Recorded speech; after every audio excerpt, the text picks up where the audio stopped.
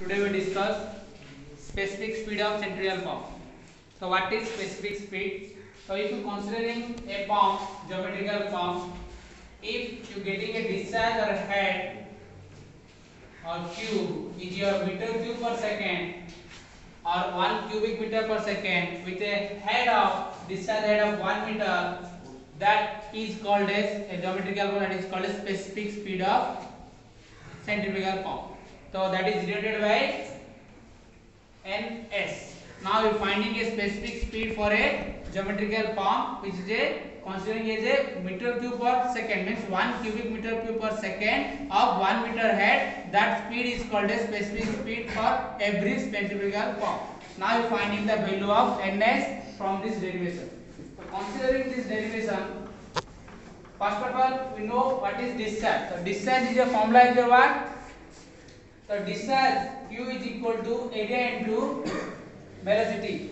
That depend on discharge and height here. So we can represent this discharge and height. So we can consider in Q. So Q is your what? Area into velocity. Whereas area is your pi r square or B. Considering this is your area is your pi r square and B. Another thing is there, that is your circumference pi d into width into your flow velocity, that is your pi dB into Vf. This is also your called as discharge for your given centrifugal pump.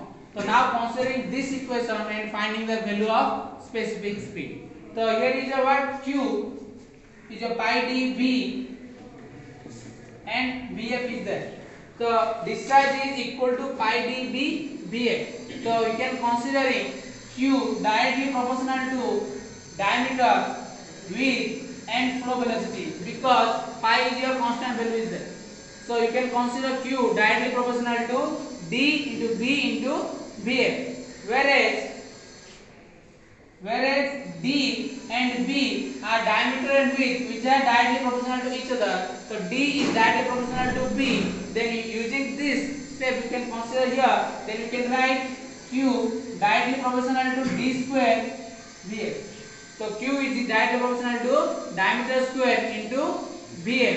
So from this also you can find that is your diameter square. From this also you can find Q directly proportional to D square into Vf, using the relation of diameter is directly proportional to width of the impeller. So diameter of the impeller and this is your width of the impeller which are directly proportional to each other. We can write Q directly proportional to D square into Vf. Now considering this is a value of Vf here, this Vf is called as flow velocity. Considering this Vf, so Vf is equal to what? Cv root 2 gh, whereas Vf is called as Cv root 2 gh, whereas Cv is a coefficient of velocity, that is a constant value, 2 is your constant and gravitational acceleration is also constant. Then we can write Vf is directly proportional to root h, whereas Vf is directly proportional to root h. Now considering here the velocity, when the impeller should be run, the impeller blade velocity or tangential velocity we have to consider here.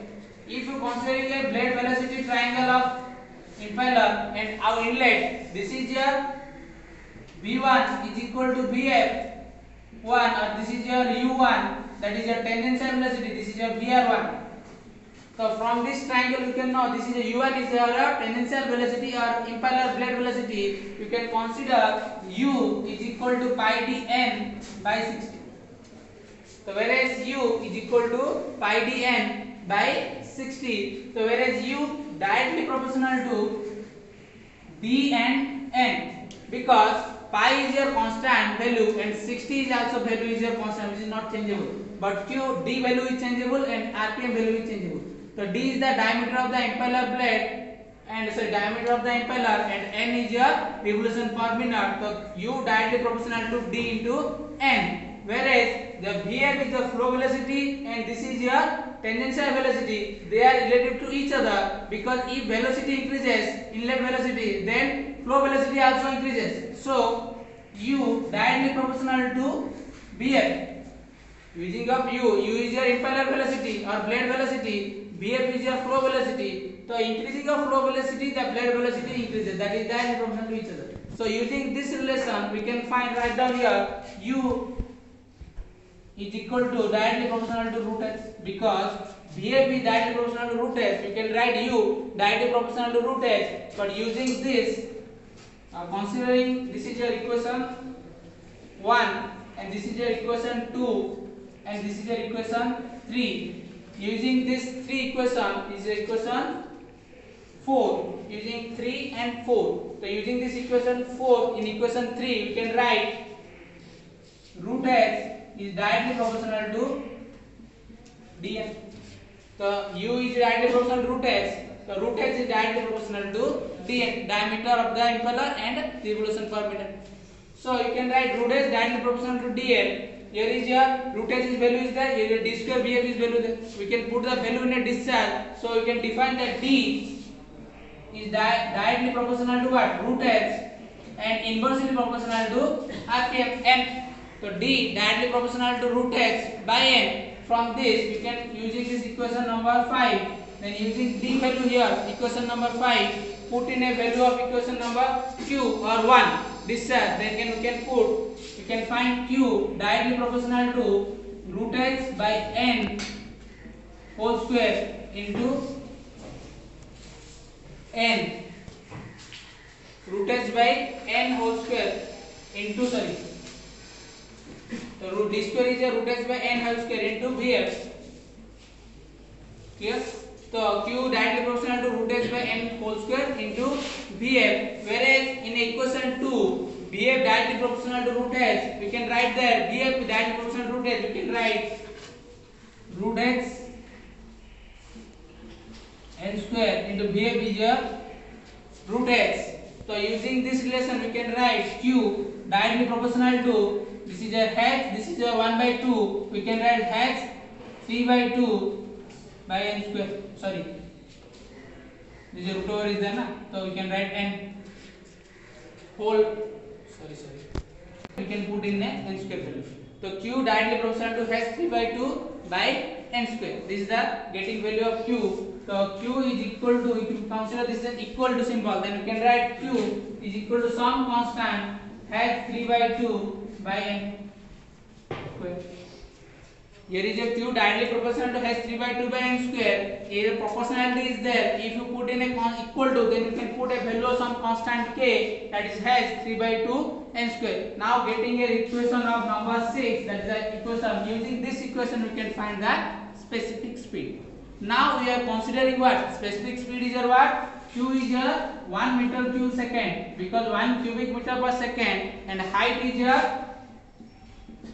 1 meter of discharge. So using this relation q 1 meter cube per second and h is your 1 meter and n is your, considering ns, value of n we are considering ns. Now considering this in equation 6, then we can find k value. So q is equal to 1 meter cube per second and k is your constant and h is your 1 meter per 3 by 2 and n is your, you can write ns square.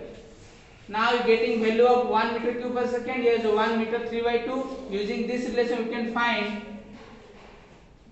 1 equal to k 1 by ns square, or you can write k is equal to ns square. Now k value you have to find, k is equal to ns square. So k here value is ns square. Now put the value in equation number 6. Now using of equation number 6 here, q is equal to k h 3 by 2 by n square. Now q is equal to k is your value is your ns square. So ns square has 3 by 2 n square.